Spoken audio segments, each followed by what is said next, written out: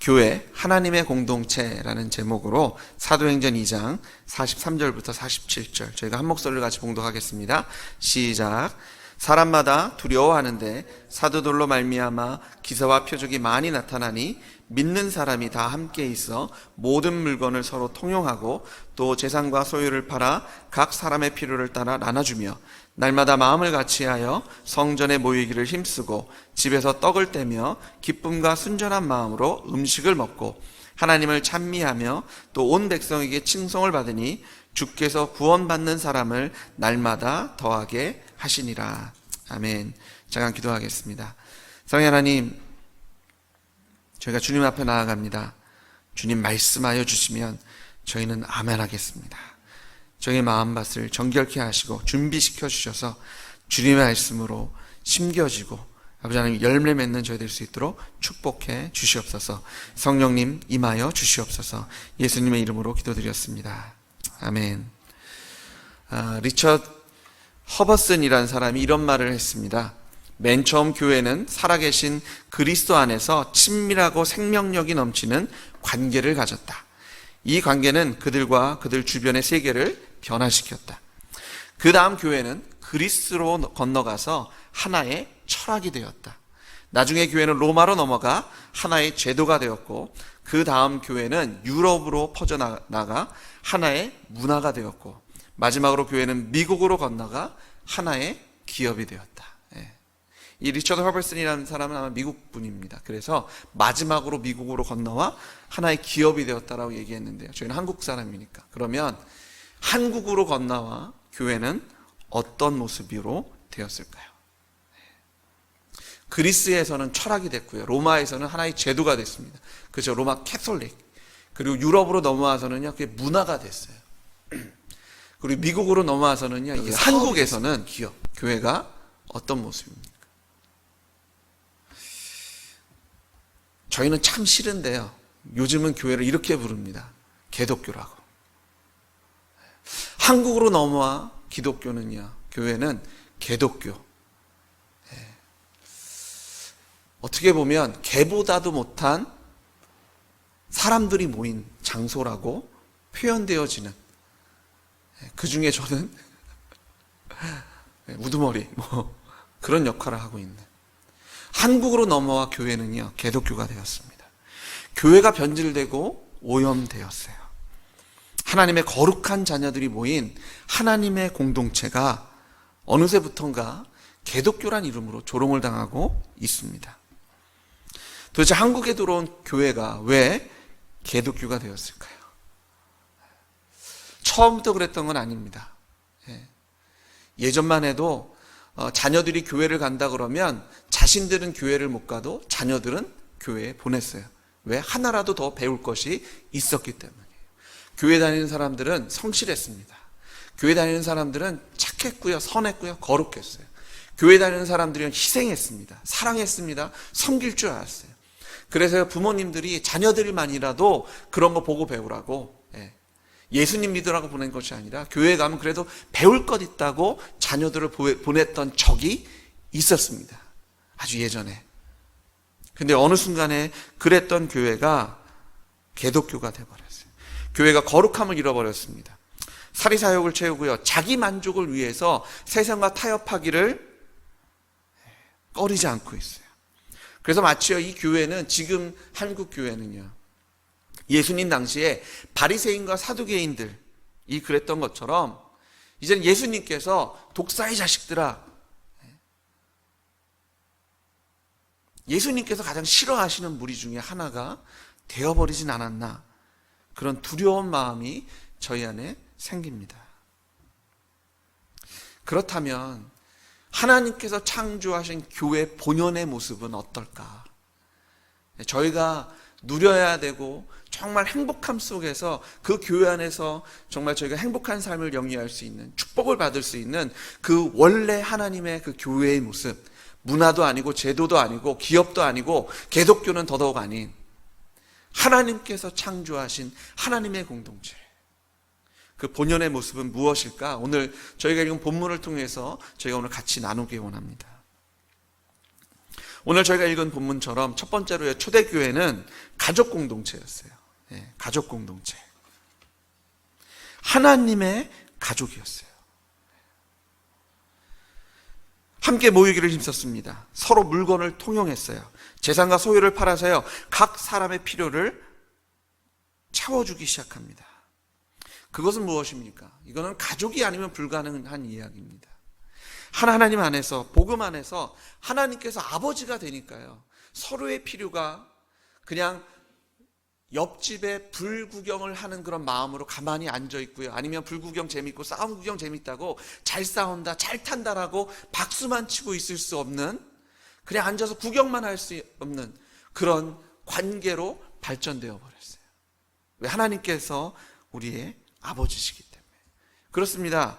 하나님께서는요, 새로운 영적인 가정을 탄생시키셨어요. 예수님께서 이 땅에 오셨고요, 우리의 죄를 위해서 죽으시고 부활하셔서 이 세상에 하나님께서 남겨놓으신 공동체, 그게 교회입니다. 예수께서 만드신 공동체, 예수님께서 친히 반석이 되셨고요, 예수님께서 친히 피 흘려서 세우신 교회, 공동체가 바로 교회예요. 개독교가 아닙니다. 기업이 아니고요, 문화가 아니고요, 철학은 더더욱이 아닙니다. 교회는 하나님의 가족 공동체예요. 하나님께서 직접 피 흘리셔서 만드신 공동체입니다. 그렇기 때문에 교회는요, 가족을 위해서 목숨까지도 내려놓는 것을 주저하지 않는 사랑의 공동체가 되어지는 겁니다. 가족을 사랑하고 섬기며 서로의 필요를 채워주는 거예요. 초대교회는요, 예수님께서 피 흘리기까지 사랑하신 세상에 대해서도 가족의 눈으로 바라보며 그들을 위해서 죽기까지 사랑하는 모습을 저희가 보게 됩니다. 사도행전 20장 24절에 보시면 사도 바울이 이렇게 기록합니다. 내가 달려갈 길과 주 예수께 받은 사명, 곧 하나님의 은혜의 복음을 증언하는 일을 마치려 하면은 나의 생명조차 조금도 귀한 것으로 여기지 아니하노라. 예수님께 받은 사명, 하나님의 은혜의 복음을 증언하는 일을 마치기 위해서는 나의 생명을 주기까지도, 나의 생명조차도 조금도 귀하게 여기지 않겠다는 고백이 초대교회인들의 고백이었어요. 그것이 왜 그렇습니까? 하나님께서 세상을 이처럼 사랑하셔서 독생자를 이 땅에 보내주셨기 때문이에요. 하나님께서 그들을 가족 삼기 원하셨어요. 그리고 저희는 이미 가족 되었습니다. 하나님이 저희 아버지가 되셨어요. 그러니까 저희는요, 가족이 될 수밖에 없어요. 저희는 형제이고요, 자매입니다. 그러니까 저희는요, 서로 사랑하는 거예요. 저희끼리만 사랑하나요? 아니요, 예수님께서 이 세상을 위해서, 하나님이 세상을 사랑하셔서 예수님께서 이 땅에 오셨어요. 저희의 가족이 되어야 할 사람들, 초대교회는요, 그들을 향한 책임을 다했어요. 자신의 목숨을 조금도 아끼지 않는 마음으로요, 그들을 위해서 자신의 생명을 주는 사랑을 했던 사람들, 그들이 초대교인들이었습니다. 주님께서 저에게 주신 사명이 무엇입니까? 요한복음 13장 34절에 보시면 예수님이 이렇게 말씀하십니다. 내가 새 계명을 너희에게 주겠다. 너희가 서로 사랑하라. 내가 너희를 사랑한 것 같이 너희가 서로 사랑하라. 예수님께서는요, 죽기까지 너희를 사랑하십니까? 너희가 죽기까지 서로 사랑하라. 그리하면 이 세상이 너희가 나의 제자인 줄 알리라. 나의 자녀이고 나의 후사인 줄을 알리라라고 예수님께서 저에게 명령해 주셨습니다. 그렇습니다. 우리가 서로 사랑하면 누구나 저희가 하나님의 자녀인 줄을 알 줄 믿습니다. 초대교인들은요, 그들의 누구의 가족으로 거듭났는지를 깨달았어요. 하나님 아버지 안에서, 한 아버지 안에서요, 하나님께서 허락하신 물질을 서로 통용합니다. 서로의 필요를 채워주는 것을요, 너무나 당연하게 생각합니다. 내 것과 내 것이 없어졌어요. 하나님의 것. 하나님께서 당신을 위해서 쓰라고 나에게 허락하신 물질, 그들은요, 다른 사람의 필요를 채워줘요. 그들을 살핍니다. 그들을 섬겨주었어요. 그들은 자신의 생명을 주기까지 사랑하는 가족 공동체로 거듭났어요. 사랑하는 성도 여러분, 저희가 원하는 가족이 그렇지 않습니까? 생명을 줄 수 있는, 가족이 가족다울 수 있는 건 뭡니까? 피입니다. 피. 저희가 피로 엮여진 관계잖아요. 제가 첫 아이를 낳고요 4개월 만에 한국에 갔어요. 그때는 아무것도 모르잖아요. 그리고 조금 더 있다가 애가 좀 큰 다음에 또 갔어요.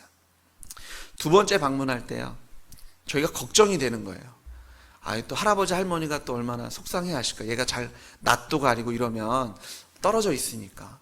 그래서 저희가 가기 전에 사진을 놓고 교육을 시켰어요. 수원 할아버지, 수원 할머니, 대전 할아버지, 대전 할머니. 그리고 고모들. 고모들도 이제 저희가 신경을 써야 되니까. 사랑받아야 되니까 저희 아이가 막 교육을 시켰어요.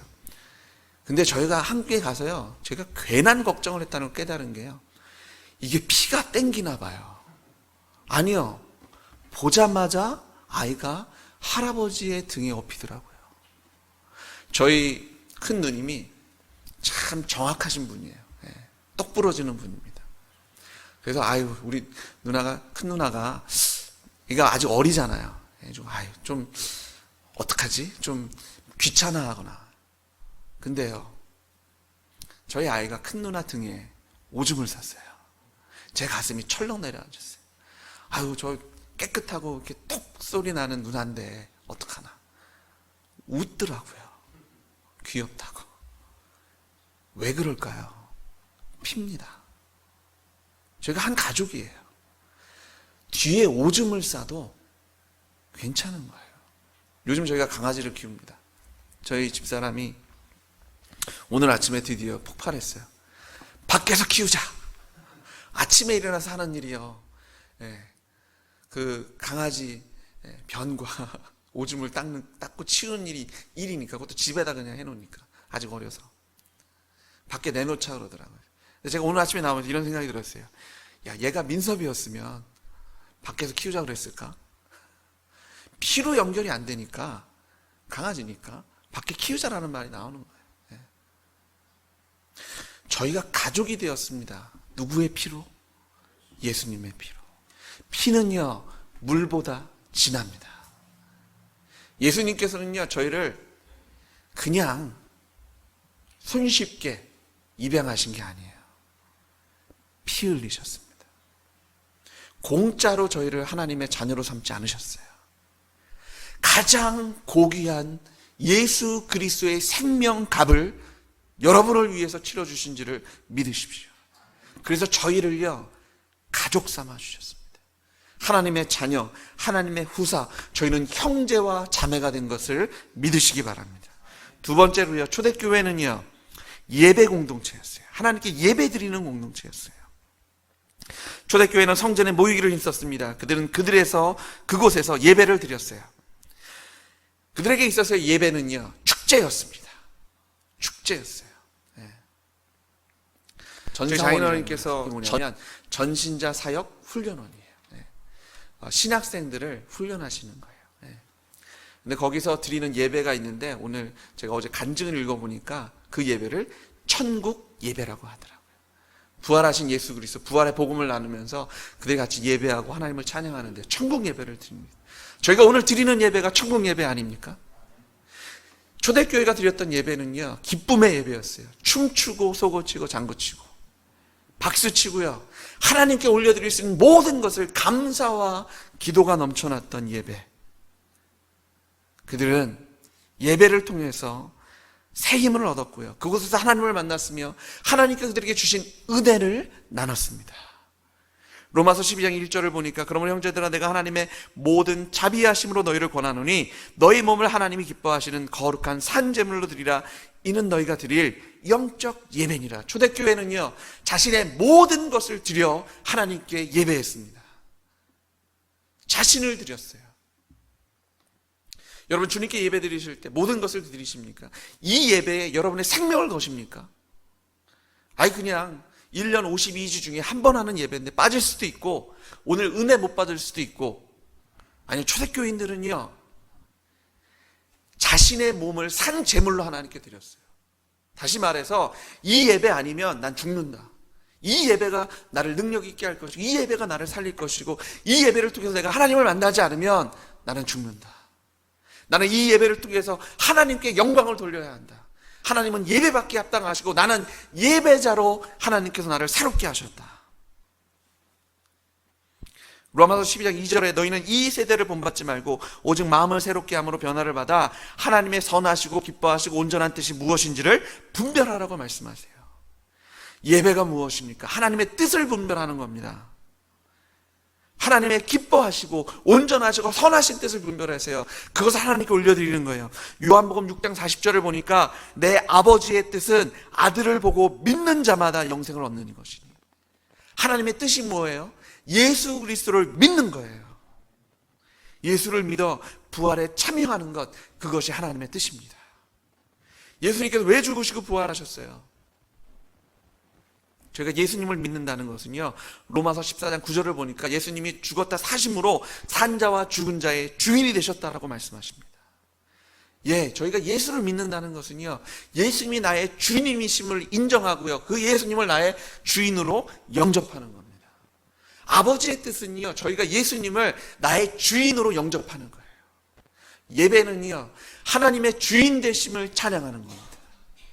저희가 하나님께서 나의 주인이신다를 고백하는 거예요. 그래서 저희 모든 것을 하나님께 내어드리는 거예요. 하나님, 나를 받아주십시오. 나는 주님 겁니다. 나를 받아주신다는 게 이것이 얼마나 큰 특권인지요.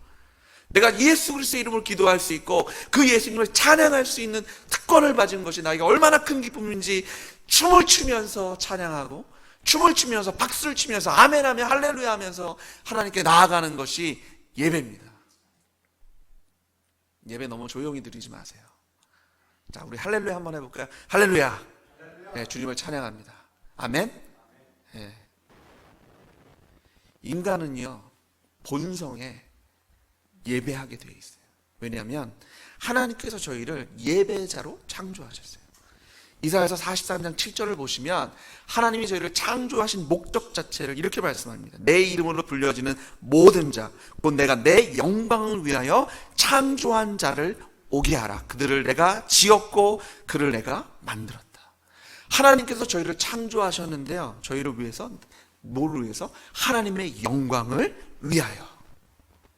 저희는요, 하나님께 영광 돌리기 위해서 창조되어진 자예요. 그런데 저희가 죄에 빠졌잖아요. 근본적인 죄. 그게 무엇이에요? 내가 주인 된 지 아닙니까?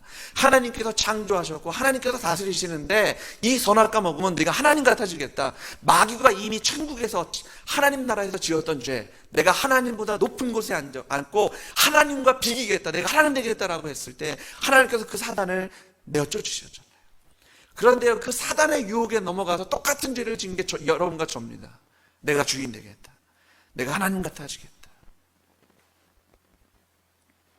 그 죄를 회개하면, 예수 그리스도를 나의 주님으로 영접하면, 그분이 죽으시고 부활하신 사건을 통해서 하나님께서 저희를 재창조하시는데요, 저희를 회복시켜 주시는데 뭐로 회복시켜 주시냐면 예배자로 회복하시는지를 믿으시기 바랍니다. 저희는 예배하는 사람들이에요. 예수 믿지 않는 사람들도요, 뭐가 나와요? 어려우면 예수님, 부처님, 신령님, 성황당 뭐 이렇게 이런 데 보면 비는 거예요. 왜냐하면 그것이 저희의 DNA 안에 들어가 있어요. 예배하는 것이. 근데 예수 그리스도께서 이 땅에 오셔서 저희의 죄를 사해해 주심으로, 부활하셔서 저희에게 확실한 믿음에 쓸 수 있게 해 주심으로요, 저희를 회복하시는데요, 저희가 사람이 만든 것, 그것을 예배하는 것이 아니라 이제는 그 창조주 하나님을 예배케 하시는 겁니다. 춤을 추며 예배하는 거예요. 하나님께서 저희를 행해 주신 그 은혜와 그 축복 속에서요, 저희는 하나님을 예배하는 겁니다. 그래서 예배에는요, 간증이 넘쳐나셔야 합니다. 저 그 예배 후에 친교합니다. 그 친교는요, 하나님께서 주신 은혜가 넘쳐나야 돼요.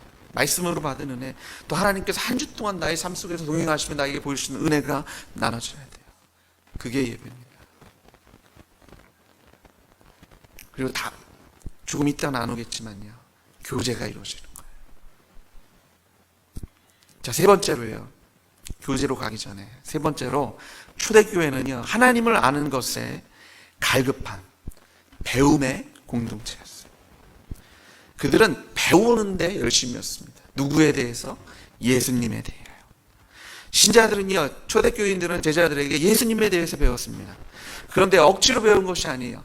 제발 나와달라고, 제발 이것 좀 해야 안수 받을 수 있고 집사 될 수 있고, 이거 해야 권사 될 수 있고, 이거 해야 교회에서 사역할 수 있다라고 막 빌고 찾아가고 제발 배워달라고 하는 것이 아니라 그들은 모이기를 힘썼어요. 그냥 왔어요.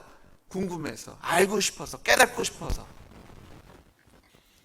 그래서 그들은 성전에 모여서, 가정집에 모여서 제자들에게 예수님의 탄생, 어떻게 태어나셨는지, 어떻게 사셨는지, 무엇을 가르치셨는지, 어떻게 죽으셨고 부활하셔서 우리에게 무엇을 가르치고 하늘로 올라가셨는지, 어떤 모습으로 하늘로 올라가셨는지, 그들은 예수님에 대해서 알기 원했어요.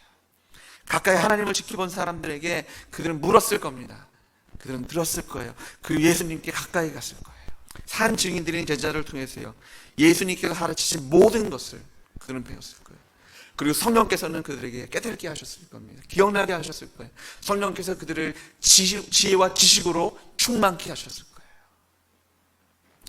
디모데후서 3장 14절에 보시면, 너는 배우고 확실한 일에 거하라.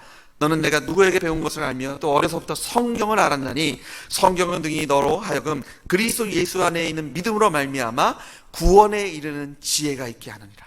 모든 성경은 하나님의 감동으로 된 것으로 교훈과 책망과 바르게 함과 의로 교육하기에 유익하니 이는 하나님의 사람으로 온전하게 하며 모든 선한 일을 행할 능력을 갖추게 하려 함이라. 초대교인들이 말씀 안에 섰어요. 구약과 신약이요, 부활하신 예수님을 통해서 설명되어지기 시작하고 그것이 꿰뚫어지기 시작하는 겁니다. 여지껏 잘 모모했고 잘 이해할 수 없었던 것이요, 예수님께서 부활하셔서 산자와 죽은 자의 증인이 되셨고요, 저에게 믿을 만한 확신을 주시니까 하나님이 누구신지를 보여주시니까 성경이 뚫리기 시작했어요. 그랬더니 그들은 어떻게 살아야 하는지를 깨닫게 됩니다. 성경은요, 교훈과 책망과 바르게 함과 의로 교육하기에 유익해요. 성경은 삶의 기준이 됩니다. 어떤 삶?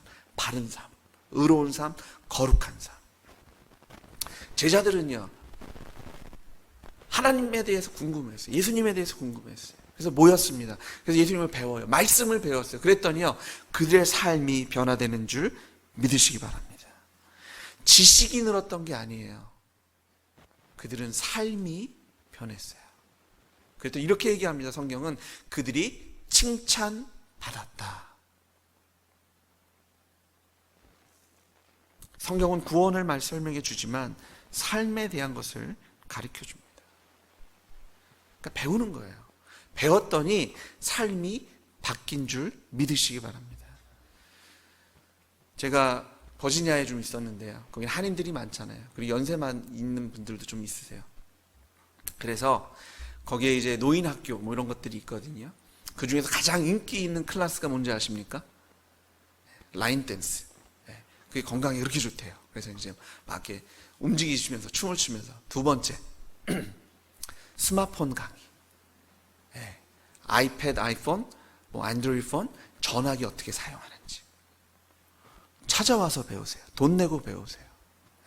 필요하니까, 재밌으니까. 근데요, 그게 젊은 사람들은 빨리 갔지만 좀 연세가 좀 있으신 분들은 그게 안 되잖아요. 그러니까요, 하고 또 합니다. 카톡을, 오늘은 카톡에 대해서, 다음 주도 카톡에 대해서, 유튜브에 대해서 쭉 가다가 다시 카톡, 유튜버. 이런 기능이 있고 이런 어플리케이션이 있고요, 강의를 뭐 한 학기를 하는 거예요. 그럼 또 와서 들어요. 한 번 들었다고 안 되니까. 억지로 듣지 않아요.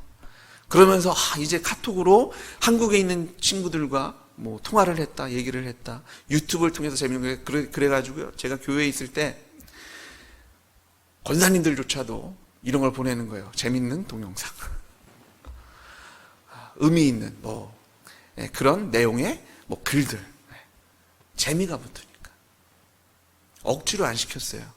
자신들이 알아서, 그 바쁘신 분들이요, 시간을 내서 찾아가서 돈 내고 배우시더라고요. 그랬더니요, 그분들의 삶이 바뀌는데요. 이제는 하이텍 시대를 살아가시는 젊은이 못지않은 삶을 사시더라고요. 한국에 있는 분들과 카톡하고 인터넷에서 찾고요. 전화기 가지고 그 내비게이션 해가지고 길 찾아다니시고. 사랑하는 성도 여러분, 성경을 억지로 배워서 되겠습니까? 예수님은요, 저희가 찾아가면서 배우는 겁니다. 제가 사실은요, 과외하면 가장 잘 나가야 되는 과외 선생이 돼야 돼요.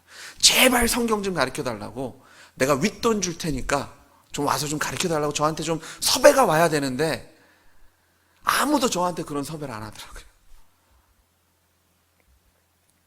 제가 아는 목회자들은요, 성도들이 시간이 없다고요, 저녁 밤 9시에 성도 집에 찾아가서 성경 공부 가르쳐 주는 분들도 있어요.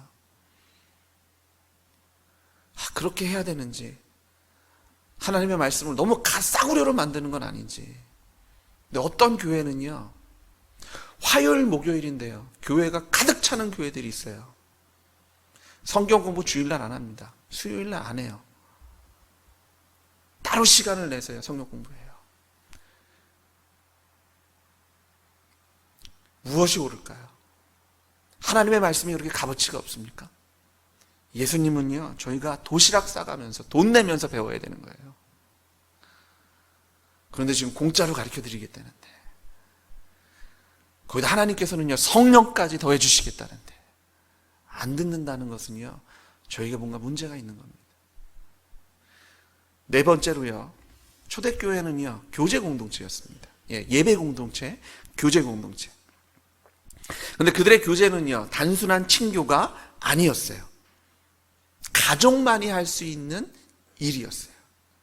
하나님께서 그들을 가족으로 만드셨기 때문에, 그리고 그들이 예배 공동체가 되니까 하나님 앞에서 그들이 교제를 하는데요, 농담하고 취미생활을 같이 하고 시간을 같이 보내는 것이 아니었어요. 그들은 예수님 안에서요, 영적인 교제를 합니다. 영적으로 하나 되어서요, 그들은 예수님께서 그들에게 주신 은혜를 나누기 시작했어요. 그들이 한 가족이 되어서요, 그 가족 안에서 그들이 서로의 삶을 나눕니다. 그래서 로마서 12장 5절에 보시면 예배에 대해서 산 제물을 드리는 걸 신령한 예배라고 말씀하시면서, 이제 그 후반절에 5절에 보시면 이와 같이 우리 많은 사람이 그리스도 안에서 한 몸이 되어 서로 지체가 되었다. 교제를 하는데요, 저희가 한 지체로 교제를 합니다. 자연스럽게 정보가 나눠져요. 생명력이 나눠집니다. 제 몸의 지체는 손, 팔 이런 거잖아요. 근데 얘네들이요, 교제를 합니다. 커뮤니케이션을 해요.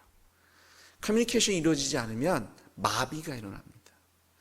그리고 가장 심한 경우 피가 통하지 않으면 썩습니다. 잘라내야 돼요. 초대교인들은요, 예수 그리스도의 보혈의 피를 나눴어요. 그분이 십자가에서 그리고 부활하셔서 우리에게 해주신 그 은혜를 나눴습니다. 그게 그들의 교제였어요. 그들이 떡을 뗐어요. 그들이 가족에 모여서 하나님을 찬양했습니다. 찬미했습니다. 모였어요. 같이 식사도 했어요. 시간을 보냈을 겁니다. 같이 운동도 했을 거예요. 같이 이런저런 얘기도 했고요, 예전 얘기도 했을 겁니다.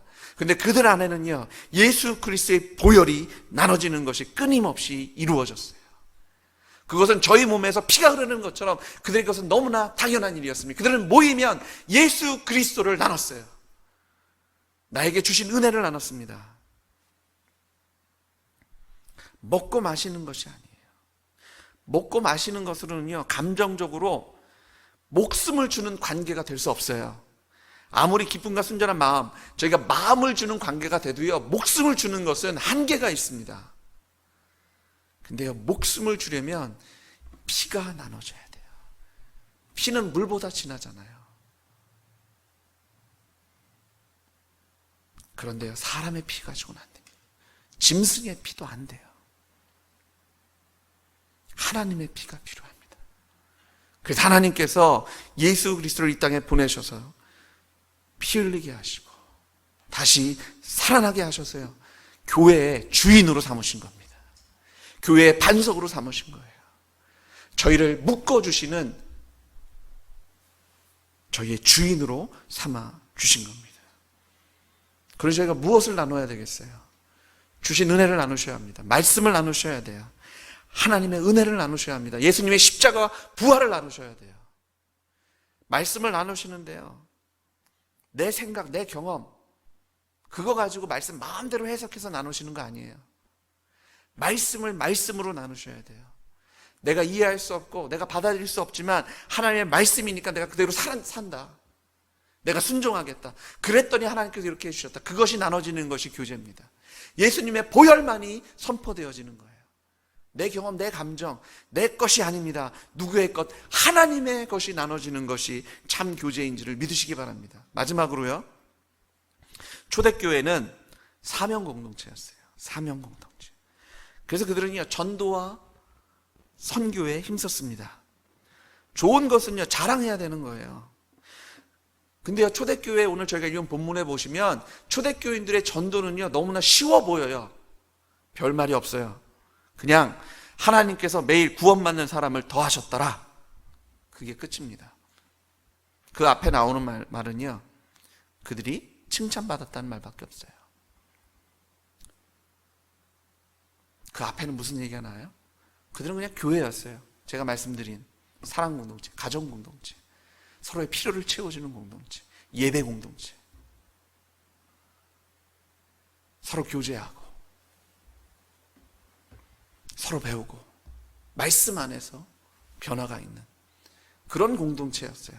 그랬더니 칭찬을 받고요, 그랬더니 하나님께서 믿는 자를 더해 주셨습니다. 어떻게 이런 일이 있을 수 있을까요? 어떻게 하면 매일 구원받는 사람이 더해질까요? 그들은 아마 자랑하는 것을 멈추지 않았을 겁니다. 내가 구원받았다. 예수님 부활하셔서 나의 주인이 되셨다.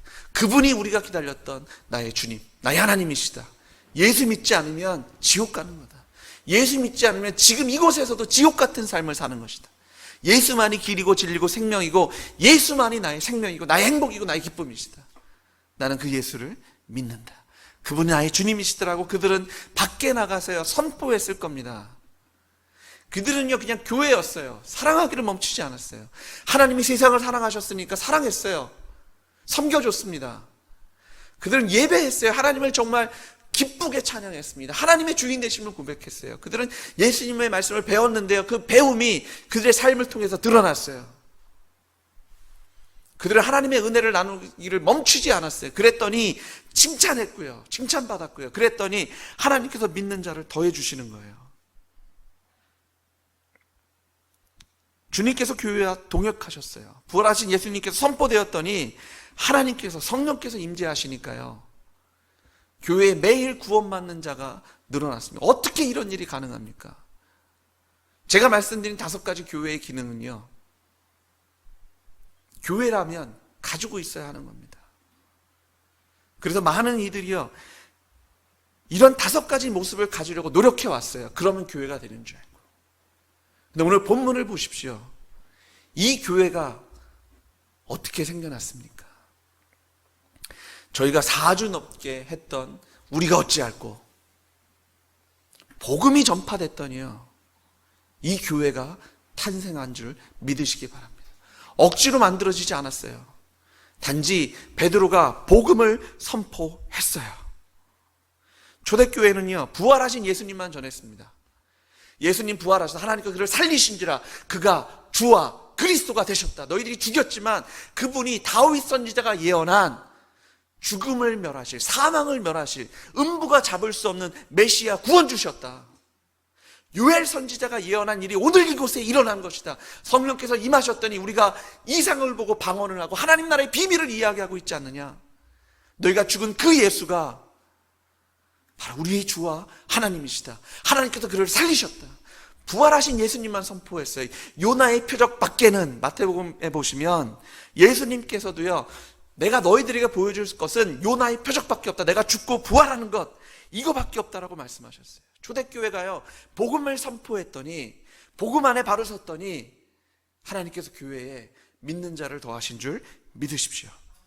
예수님의 말씀이 선포되어졌어요. 부활하신 예수님만 전해졌어요. 뭐 건강하게 사는 법, 재산을 지혜롭게 성경적으로 사용하는 것, 핍박과 환난을 이기는 방법, 행복해지는 방법, 이런 거 얘기 안 했어요. 자기들끼리 얘기했겠죠. 교회에서는 부활하신 예수님만 선포되어졌어요. 이 표적밖에 없는 거예요. 요나의 표적밖에는 없어요. 이 복음이 선포되어졌더니요, 회개가 이루어졌어요. 우리가 어찌해야 합니까? 내가 주와 그리스도를 죽였는데, 내가 그분을 멸시하고 거부하고 내가 주인 돼서 살았는데 어떻게 해야 합니까? 회개하십시오. 내가 죄인입니다. 내가 주인이었습니다. 내가 이제 예수님을 믿겠습니다. 그 고백으로 침례받은 거 아닙니까? 내가 그리스도와 함께 죽고 내가 그리스도와 함께 살아난 것을 고백해서 하나님께서 나를 새로운 사람으로 창조하셨습니다. 내가 이제는 옛사람은 다 죽었고 이제는 새 사람, 하나님의 자녀, 하나님의 사람입니다.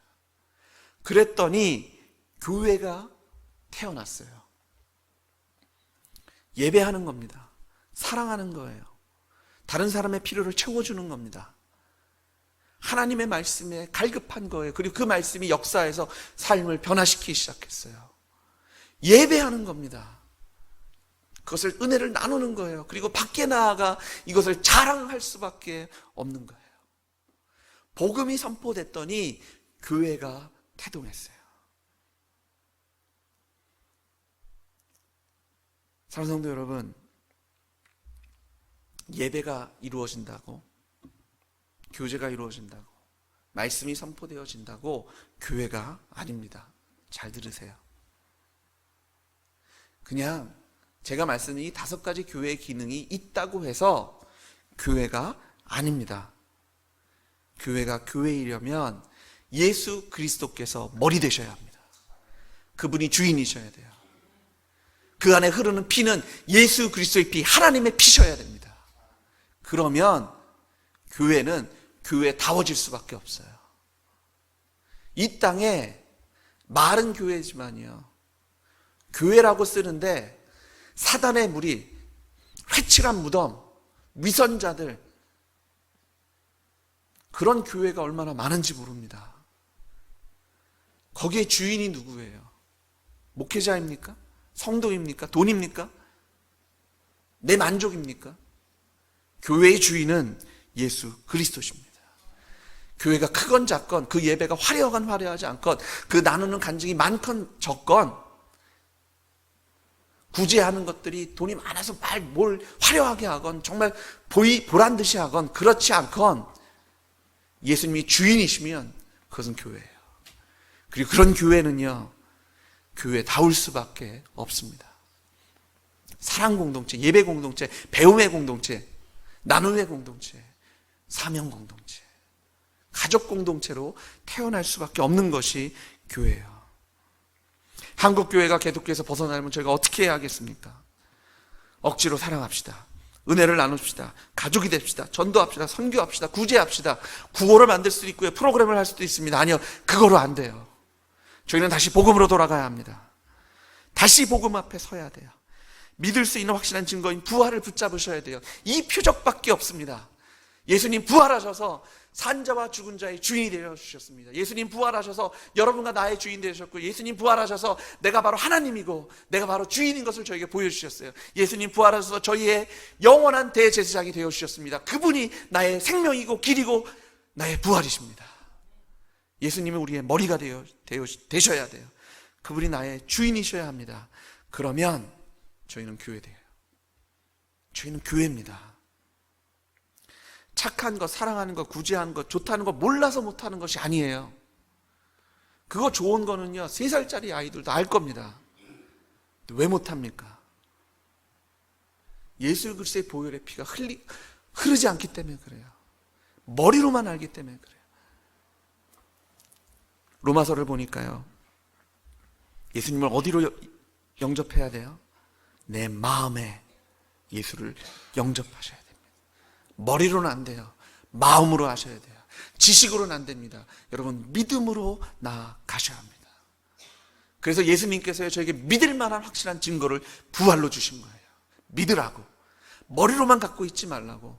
그냥 흉내만 내지 말라고, 하나님 앞에 굴복하라고, 온전히 믿으라고, 예수가 주인 되신 걸 고백하고 침례받고 침례로 선포하고 정말 그렇게 살라고, 그것이 길이라고 저에게 믿을 만한 확실한 증거를 주신 것을 믿으시기 바랍니다. 초대교회에 복음이 전해지니까요, 성령이 임하셨어요. 그랬더니 교회가 탄생하였습니다. 억지로 한 것이 아니에요. 자발적으로 모였어요. 자발적으로 모여서 배웠습니다. 자발적으로 모여서 예배했어요. 자발적으로 모여서 자랑했어요. 자발적으로 모여서 사랑하고 자기의 소유를 자발적으로 팔았어요. 그리고 나눕니다. 자기 생명을 주기까지 서로 사랑해요. 교회가 교회다울 수 있는 것, 복음 때문입니다. 여러분, 회개해야 되지 않겠습니까? 침례를 받아야 되지 않겠습니까? 그리고 성령을 받아서 저희가 교회다워야 되지 않겠습니까? 무엇이 저희를 회개케 합니까? 무엇이 저희가 이 세상을 위해서 내가 새로운 사람이 됐다라고 선포하게 합니까? 억지로 안 돼요. 복음밖에 없습니다. 장성도 여러분, 복음으로 돌아갑시다. 부활하신 예수님을 붙잡으셔야 합니다. 예수님이 나의 주인이시며 나의 하나님이십니다. 그분이 나의 구원자이시며 나의 주님이십니다. 내가 주인이 아니에요. 하나님이 주인이십니다. 하나님은 포도나무시고 저희는 가지예요. 저희가 예수를 주인으로 영접했더니 하나님은 저희를 이렇게 얘기하는 겁니다. 너는 나다. 예수님께서는 나를 하나님과 동일시하시는 거예요. 예수 믿으시면 이것보다 복된 일은 없어요. 예수 믿으십시오. 복음으로 가십시오. 요나의 표적 밖에는 부활한 예수 그리스도를 통해서 오늘 이 아침에 다시 한번 내가 주인 된 자 회개하시고요. 예수님, 주님이 나의 주님이시고 이 교회의 주인 되십니다. 내가 교회다워지기 원합니다. 하나님, 복음으로 나를 새롭게 해주십시오. 나를 새롭게 해주십시오라고 주님께 나아가시는 여러분 되시기를 주님의 이름으로 축복합니다. 같이 기도하겠습니다. 성령 하나님, 저희가 복음으로 돌아가기 원합니다. 교회다워지기 원합니다.